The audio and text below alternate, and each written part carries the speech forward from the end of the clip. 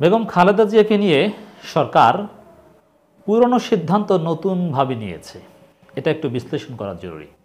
At the same time BNP নেতা, মজলুম নেতা, ডাকসুর সাবেক ভিপি জনাব আমানুল্লাহ আমানের জন্য অবশেষে সুখবর। এই দুইটা বিষয় রাজনীতিতে অনেক কিছুই প্রমাণ করে, কিছু বিশেষ ইঙ্গিত দেয়, বার্তা দেয়। এটা একটু বিশ্লেষণ করব দর্শক। প্রথমে খবরটা আপনাদেরকে একটু জানাই।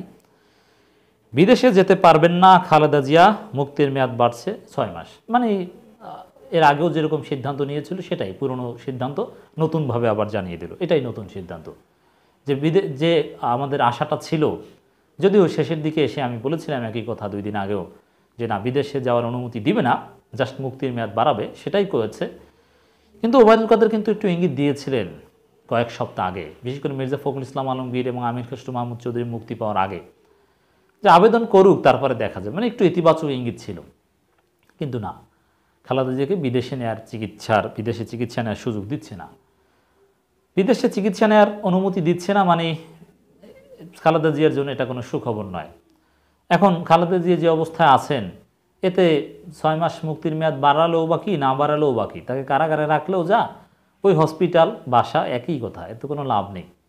তার লাভ একটাই, যদি বিদেশে বিশেষ করে জার্মানিতে যাওয়ার অনুমতি দেওয়া যায়, তাহলে তিনি লিভার ট্রান্সপ্লান্ট করে হয়তোবা আল্লাহর রহমতে সুস্থ হতে পারেন।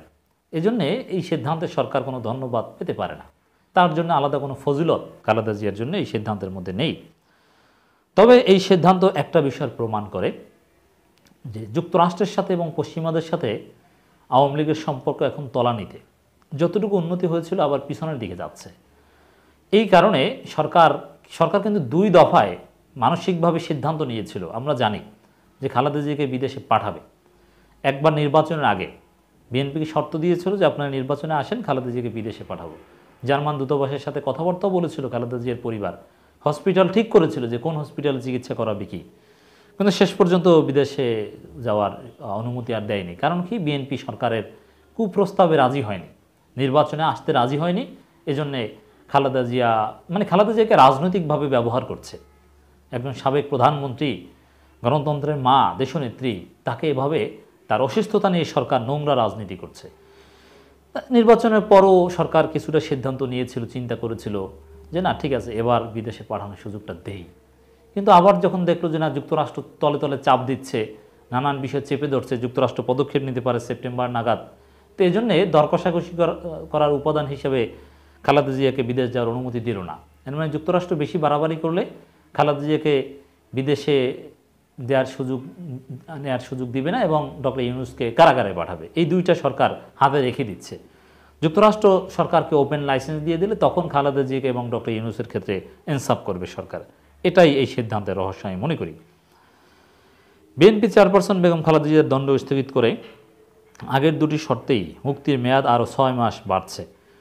এ সংক্রান্ত আবেদনে মুক্তির মেয়াদ বাড়ানোর বিষয়ে মত দিয়েছেন আইন মন্ত্রণালয়ে। মতামত দিয়ে তা স্বরাষ্ট্র মন্ত্রণালয়ে পাঠানো হচ্ছে, মানে আগের মতোই, নতুনত্ব নেই। বুধবার সচিবালয় আইন বিচার ও সংসদ বিষয়ক মন্ত্রী আনিসুল হক সাংবাদিকদের কথা জানান, আগের শর্তে বিদেশে যাওয়া যাবে না এবং দেশে চিকিৎসা নিতে হবে। তার মুক্তির মেয়াদ আরও 6 মাস বাড়ানোর জন্য মতামত দেওয়া হয়েছে বলেও জানান আইনমন্ত্রী। এ নিয়ে খালেদা জিয়ার মুক্তির মেয়াদ নির্বাহী আদেশে 8 বারের মতো বাড়ানো হচ্ছে। এই যে 6 মাস, চাইলে কিন্তু সরকার একসাথে অনেক বাড়িয়ে দিতে পারে, কিন্তু 6 মাস মানে কি, যাতে রিভিউ করতে পারে, রাজনৈতিক স্বার্থে এই 6 মাস ব্যবহার করতে পারে, পুনর্বিবেচনা করতে পারে, এই জন্য হাতে রাখছে। এগুলো সব মাননীয় প্রধানমন্ত্রীর ইচ্ছার উপর নির্ভর করে। আইনমন্ত্রী, স্বরাষ্ট্রমন্ত্রী যা বলছেন এগুলো সোয়াব, এগুলো আমরা বুঝি।